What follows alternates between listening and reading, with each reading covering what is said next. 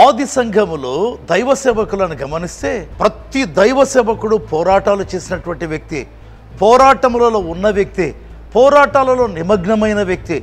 కొలస్సీ 4:12లో అపోస్తలుడైన పౌలు ఒక మాట అన్నాడు. ఎపఫ్రాను గూర్చి మాట్లాడుతూ, ఈ ఎపఫ్రా ఎల్లప్పుడూ ప్రార్థనలో పోరాడువాడు అన్నాడు. ఎల్లప్పుడూ ప్రార్థనలో పోరాడువాడు. హల్లెలూయా. దైవ సేవకులు పోరాడేవారే, నిరంతరము పోరాడేవారే. అయితే ఎటువంటి పోరాటం? ఎఫెసీ 6:12లో మనము పోరాడున్నది శరీరులతో కాదు. అయితే మనం పోరాడే మరొక ఫోర్స్ ఉందండి. ఆ ఫోర్స్ ప్రార్థనలో మనం పోరాడే వారంగా ఉంటాం. ఎవరు ప్రార్థనలో అధికంగా పోరాడుతారో లోక సంబంధంగా పోరాడరు. హోషేయ 12:3 మనం గమనిస్తే దేవుని వాక్యంలో రాయబడింది, యాకోబు మగసిరి గలవాడై పోరాడాడు, ఏశావుతో పోరాడలేదు.